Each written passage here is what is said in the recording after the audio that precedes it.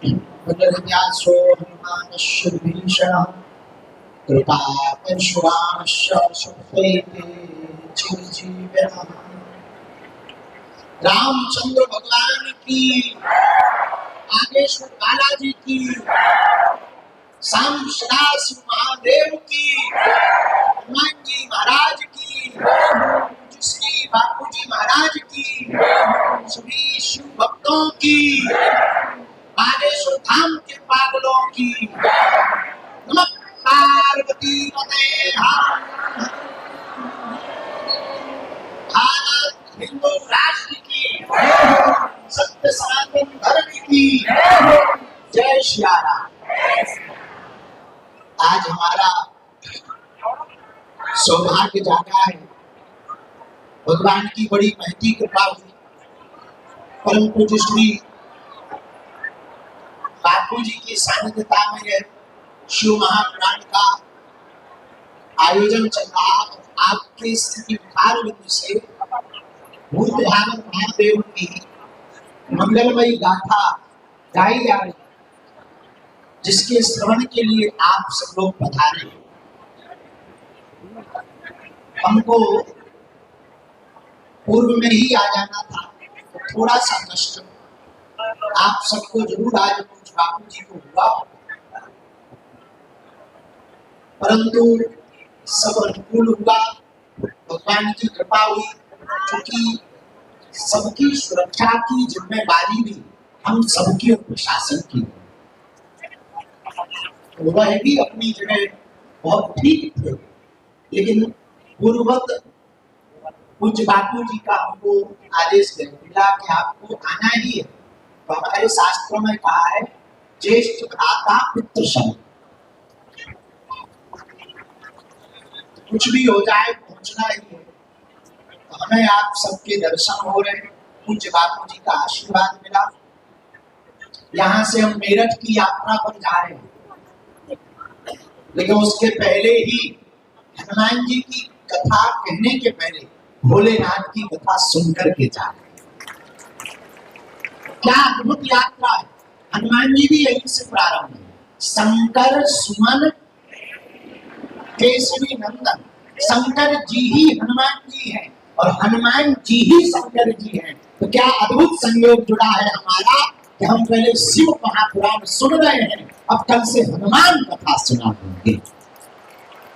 समस्त आयोजक परिवार, हमारे पूरे चिन्मय मिशन के समस्त सदस्य, ट्रस्ट के सभी ट्रस्टी भाग्यशाली हैं जो ऐसे महापुरुष की सानिध्यता में अपने जीवन को जी रहे हैं। देखो बरसात आए तो हम लोग क्या करते हैं, छाता लेके, हाँ या ना? अरे बोलो, तुम लोग तो ऐसे बैठे जैसे पड़ोस में तुम्हें ही मीठा हो। अरे भाई बरसात आती है तो हम लोग छाता निकल के लेके निकलते कि नहीं? जैसे बरसात से बचने के लिए छाता की जरूरत होती है, वैसी जिंदगी के दुखों से बचने के लिए सदगुरु की छत्र छाया की जरूरत है। पूज्य बापू जी जैसे महापुरुष, जिनका जीवन एकदम सदा हुआ, स्वभाव एकदम सौम्य और बड़ी सहजता, एक रिदम है, हमारे जैसे पेंडुलम नहीं। हम तो कभी इधर बिंदु दोनों तरफ ले रहा है, मजा कुछ इधर भी रहा, कुछ उधर भी रहा। लेकिन पूज्य बापू जी का जीवन तो एकदम सदा हुआ। और हम जब आ रहे थे रास्ते में तो हमने पूछा कौन सी कथा हो रही? बापू जी तो राम कथा करते, किसी ने कहा शिव महापुराण। क्या कहना महादेव का? महादेव सामंजस्य के देवता है। किसके देवता है? जोर से बोलो।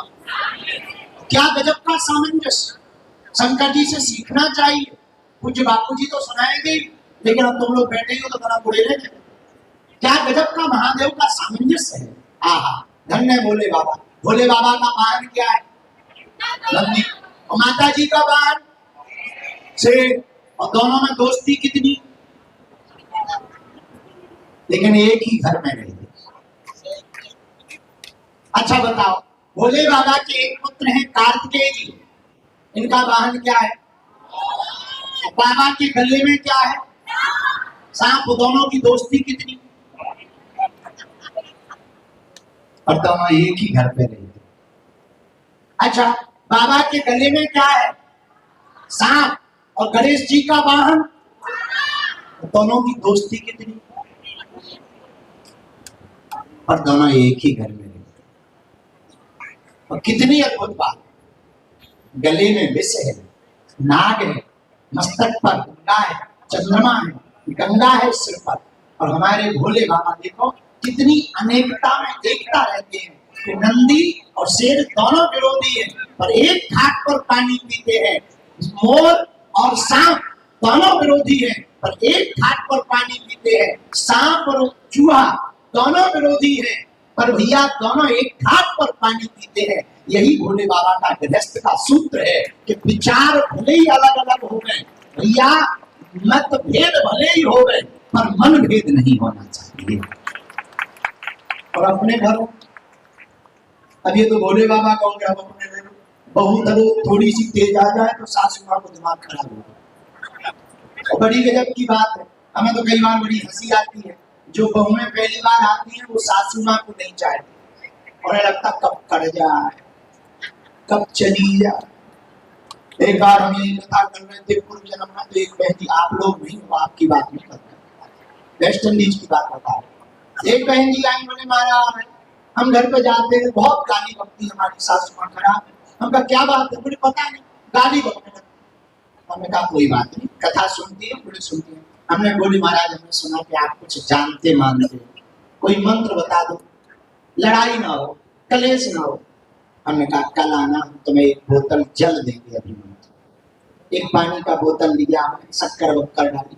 हम कहा बहन जी जैसे ही घर में इडली करना, 2 ढक्कन पी लेना, सर्द इतनी है, ये अभिमंत्रित जल है, गले से नीचे नहीं जाना चाहिए, बाहर उगलना है। बोली कब तक? हमका जब तक सासू माँ चुप ना हो जाए। वो गई सासू माँ की रोज की आदत, खूब आ गई गुजारनी, बड़ी बाबाओं के चक्कर में पड़ी, ये बकने ही वाली थी तब तक चले आ, 2 ढक्कन लिया। अब सर्दी है कि गले से अंदर नहीं ले जाना, मुंह से बाहर नहीं उगलना है। अब मुख में धरी रही हो, खूब भीतर भीतर फनफनाए, कर रही हूँ जैसे मधुमक्खियों जैसे। अब करे क्या? सासू माँ बड़ी गुजारनी, अरे गूंगी हो गई, आज बोल नहीं रही, चूकी पता ही था कि बाबा जी को पता लग जाएगा। बेचारी एक दिन हुआ, 2 दिन, तीसरे दिन सासू माँ ही चुप हो गई। कितना ही बोलो, ये बोलने वाली नहीं है। हमारे पास बहुत भक्ति आई, गुरुजी जल बहुत बढ़िया है। उनका मतलब बोले कलेश बंद हो गया, तो बोले महाराज जब आप चले जाओगे जल खत्म हो जाएगा, फिर तो कलेश होगा। हमका बेटी पानी आता है घर में? बोले हाँ। हमका बस वही मिला के रख देना। बेटी जल तो बहाना है, अगर एक कोई गर्म हो तो तुम नरम बन जाना, एक कोई क्रोध में रहता हो तो तुम बोध में रहना, एक सामने वाला कोई जोश में हो तो तुम होश में रहना, कोई गाली बक रहा हो तो तुम मुस्कुरा देना, तुम्हारा घर घर नहीं, तुम्हारा घर मंदिर हो जाए। ये हमारा सूत्र नहीं है, भोले बाबा का सूत्र। किसका सूत्र है? जोर से बोलो, भोले बाबा का सूत्र।